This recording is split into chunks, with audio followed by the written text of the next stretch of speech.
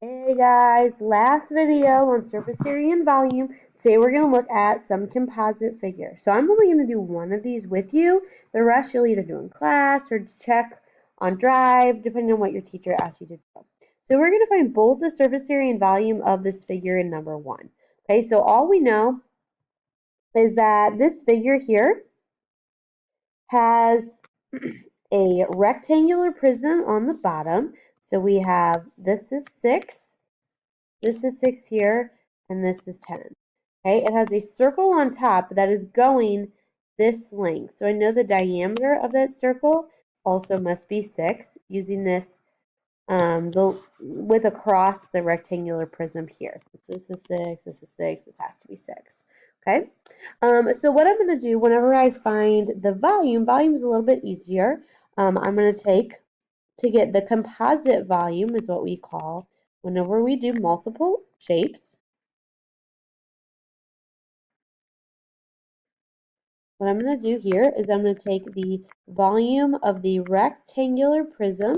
So I might write a little symbol, or I might write something like the rectangular prism plus half the volume of what would be the sphere. Okay, it's not a whole sphere, we just have half of it. So we're going to add these two together. To get the volume of the rectangular prism, I'm going to take, using my formula sheet, the area of the base times the height. To find the volume of the sphere, again I take half of it, I'm going to take 4/3 pi r cubed. Again, these are all on your formula sheet or scattered throughout your packet. All right, so let's plug stuff in. Now you have to be careful on which shape you are referring to here. So I'm going to do the volume of the rectangular prism in red. Let's say that I make the base the 6 and the 10. So that's my base. So then I would do the area of the base would be 6 times 10. The height between the bases would be 6. So I end up just multiplying length times width times height. Right? To get my sphere, I'm going to do 4/3 times pi times the radius, which would be half of the diameter, so the radius is 3 cubed. All right, so plugging this in my calculator, I get 360 for the volume of the rectangular prism, plus over here, I'm just going to get a decimal, so I have half times 4/3 times pi times 3 cubed gives me 56.5. So add those together, and I get a total volume of 416.5, and this would all be in centimeters cubed. All right, so there's my volume. So next I'm going to find the composite surface area. This one is a little bit tricky, okay? So what I have to do on this one is I'm going to find the surface area. Make our plane here. I'm going to find the surface area of the prism, rectangular prism, except there is a part of the rectangular prism that is hidden when I place that sphere on top. Okay, so I call this a hidden face. This circle where the sphere touches the rectangular prism. So I have to subtract from my rectangular prism minus the area of that circle. Okay.